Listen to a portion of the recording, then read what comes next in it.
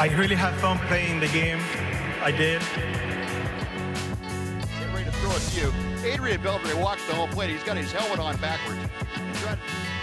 Adrián Beltré is one of the greatest third basemen in the history of baseball. Over 21 seasons, he racked up more hits than anyone else at his position. He's been compared to Hall of Famers like Mike Schmidt, George Brett, and other legends of the game, and he looks like a shoo-in for next year's Cooperstown election, his first time appearing on the ballot. Looking back, the case for Adrián Beltré as an all-time talent is as strong as anyone's, but it wasn't always that way. For much of his career, Beltré was seen as a good player, if not the best. He never won an MVP and rarely led the league in offensive statistics. So how did he become the near universally beloved icon we know him as today?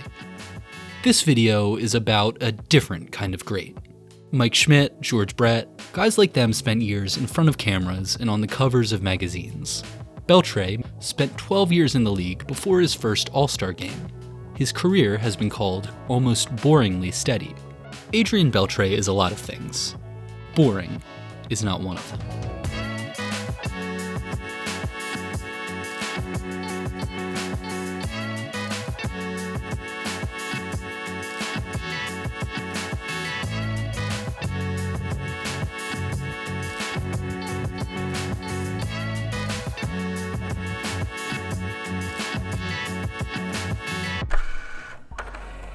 This story begins, like most good stories do, with Ken Caminiti.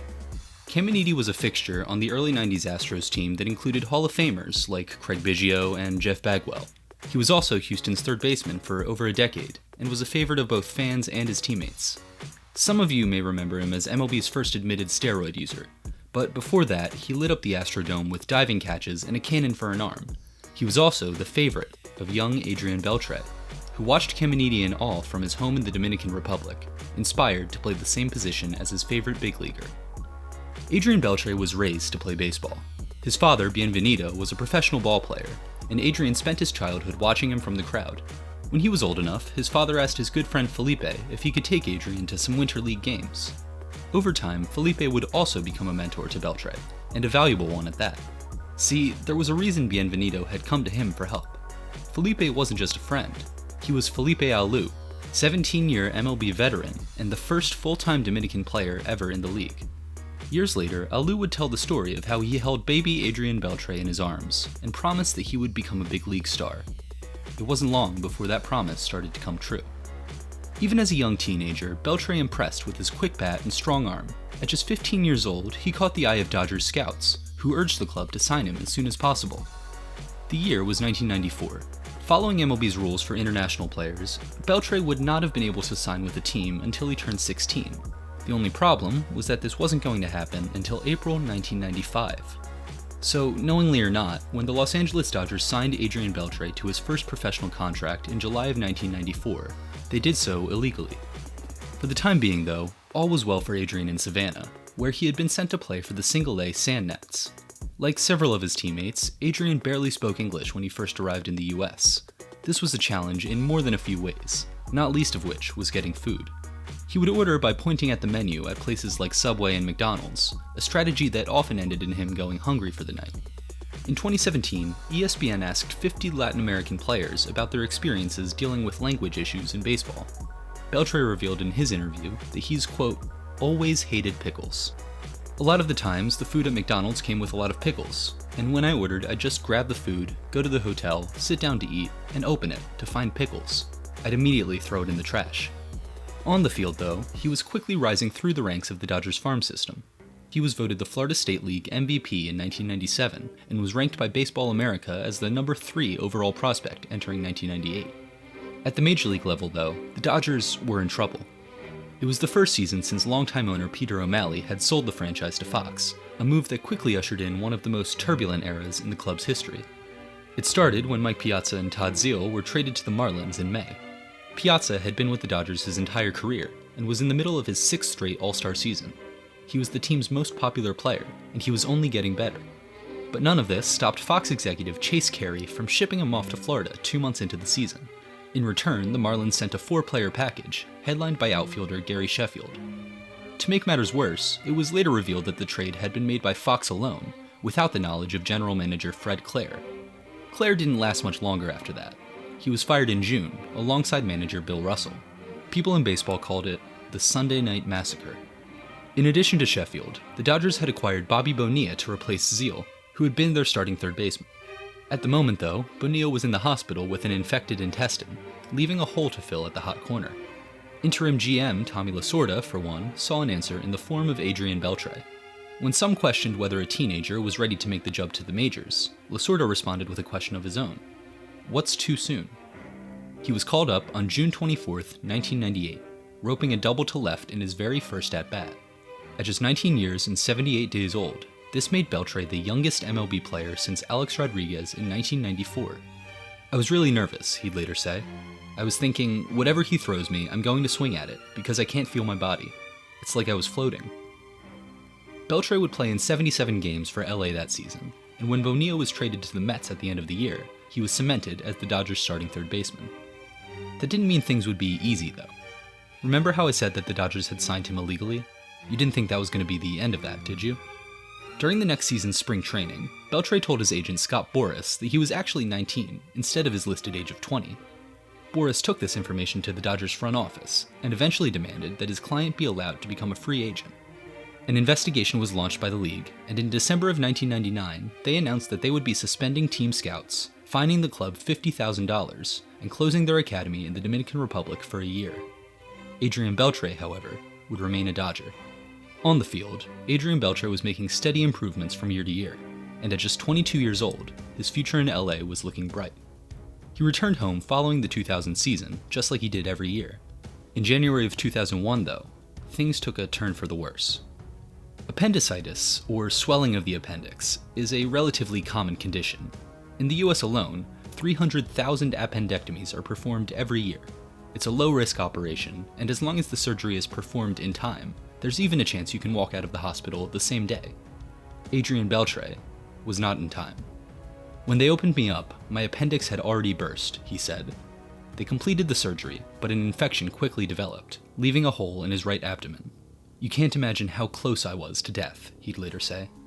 He spent 2 months waiting to have an operation to close the wound, during which time he was unable to eat solid food. He reported to spring training in 2001 wearing a colostomy bag and having lost 15 pounds.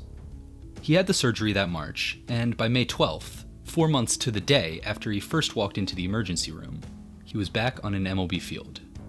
Unfortunately, he was never quite able to get it going in 2001. He followed up that injury-shortened season with a so-so 2002, and had his worst year yet in 2003. He finished with career lows in batting average and on-base percentage, while the Dodgers finished 15.5 games back of the first-place Giants. To make matters worse, there were rumors that the club was growing impatient with their young third baseman.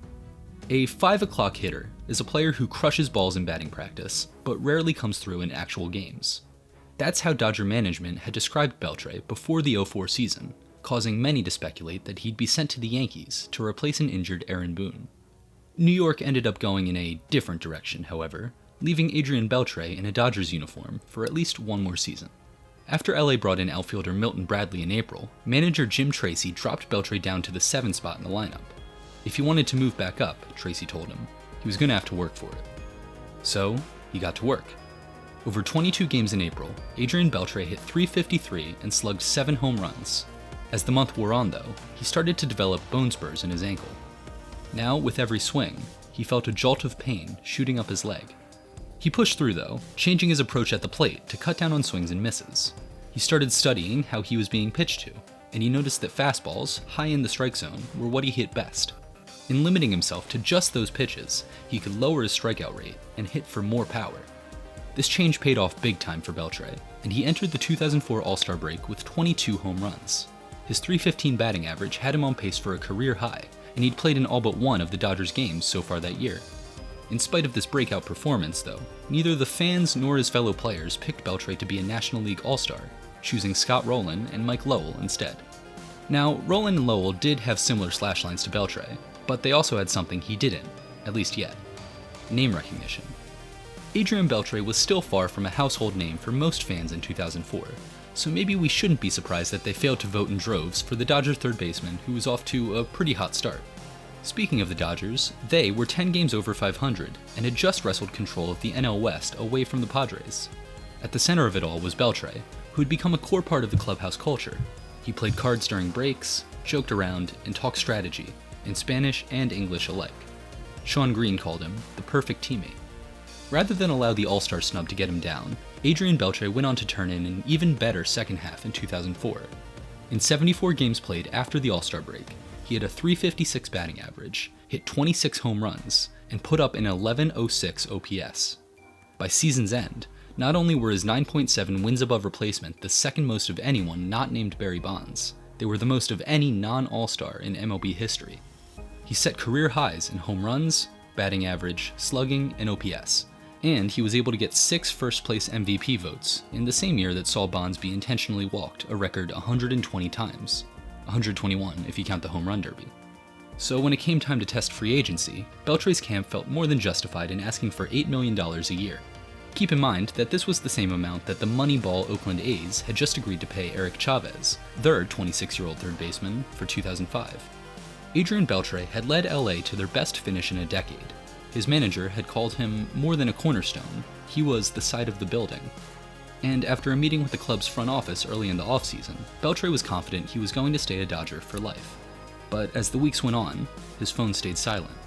In the meantime, offers began rolling in from other clubs, including one from Seattle for $64 million over 5 years. By the time December came around, Beltré was tired of waiting. He reached out to Dodgers GM Paul DePodesta, but received no response. He then tried to contact owner Frank McCourt, but got nothing from him either. The two, as it turned out, were together, wining and dining free agent pitcher Matt Clement. 4 days later, Adrián Beltré was a Seattle Mariner.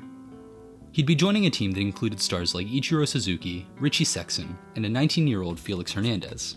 They were also coming off of a dismal 2004 season, and were hoping that Beltré could provide a much-needed spark to their lineup. But by the end of 2005, the M's had once again finished last in the AL West, while Beltré put up a career high in strikeouts. He was pressing at the plate again, and the pitcher-friendly environment at Safeco Field didn't help.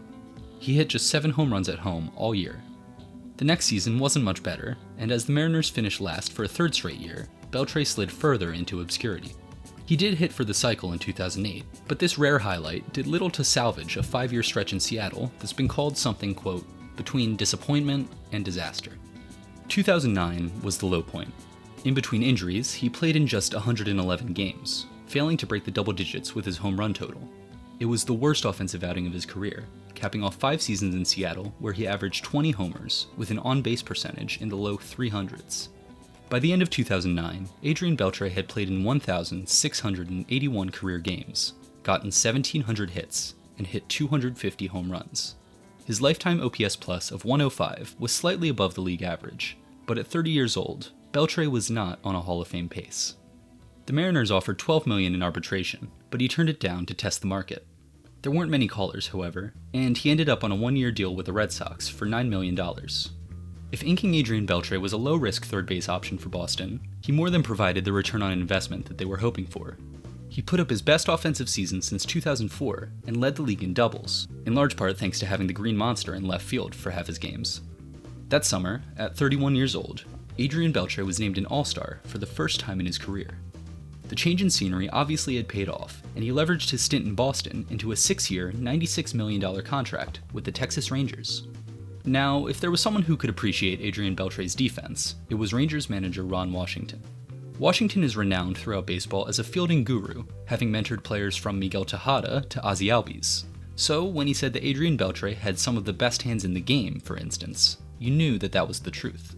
He put up his second consecutive All-Star season in 2011, helping to propel the Rangers to their second consecutive Fall Classic. The 2011 World Series, which was the Texas Rangers versus the St. Louis Cardinals, is arguably one of the most memorable of all time.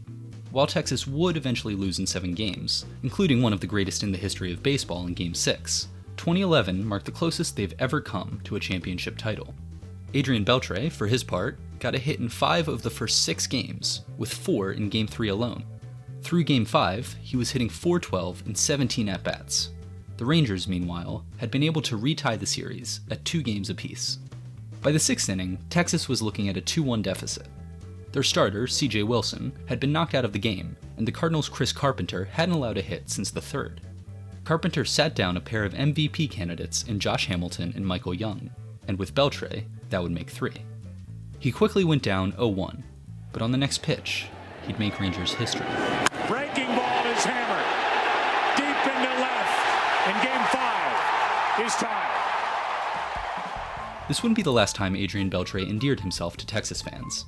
See, even though he'd long been beloved by his teammates, it wasn't until he joined the Rangers that he really became a fan favorite. Along with shortstop/resident head toucher Elvis Andrus, Beltré manned the left side of the Rangers infield for 8 years, becoming one of the most popular players ever in the process. Outside of Texas, his friendship with Felix Hernandez was one of the most entertaining in the game, and when he wasn't being tortured by his teammates, or trolling umpires, he was slowly but surely cementing his spot as an all-time great. He completed not 1, but 2 cycles with the Rangers, making him the first person in 80 years to have 3 in his career. He hit his 400th home run in May of 2015, a shot to deep center against Cleveland. He was just the 5th third baseman ever to do it. On July 30th, 2017, Adrián Beltré made baseball history, becoming the first Dominican-born player ever to reach 3,000 hits. For most fans, though, he had long since secured his place as one of the best. He announced his retirement in November of 2018, at 39 years old. One article written at the time called Beltré a, quote, great baseball weirdo. He even had a baby giraffe named after him. Adrián Beltré has more hits than any third baseman in history. His lifetime WAR of 83.8 was second only to Albert Pujols among active players at the end of his final season, and he earned over $200 million over the course of his 21-season career. At the same time, though, he led the league in a major offensive statistic just 3 times, and outside of 2004, he never quite showed the consistent highs of other great third basemen, like George Brett, Mike Schmidt, or even his contemporary in Chipper Jones.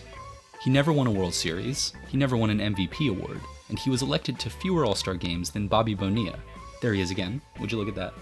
And yet, it's generally agreed upon that Adrián Beltré is not only a first ballot Hall of Famer, but a near unanimous choice. So where, and when, did this all-time great career happen? Looking past the viral videos and the statistical milestones, there were 3 major aspects of Adrián Beltré's game that got him to the doorstep of Cooperstown. The first was his longevity. He played in 2,933 games, ahead of Brooks Robinson for the 15th most ever. During that span, he put together over 11,000 at-bats, 9th all-time. While some players settle into a less stressful role later on in their playing career, Adrián Beltré had to be begged to take a day off. Sometimes, literally. At one point, Ron Washington said he had to get down on his knees to plead with his third baseman to stop practicing. The second part of his game was his glove. Since MLB first started tracking defensive runs saved in 2003, Beltré has the second most of any player. That's including the 4 seasons that have been played since he retired. He trails shortstop Andrelton Simmons, who passed him in late 2022, by just 1. The third aspect that defined Beltré's career is also probably the most underappreciated. In every one of the 7 seasons Adrián Beltré called Dodger Stadium his home field, it ranked below league average in most park factors. The same goes for Safeco Field in Seattle, where he spent the next 5 years. What this meant was that Adrián Beltré spent the first 12 years of his MLB career playing in home games in pitchers' parks.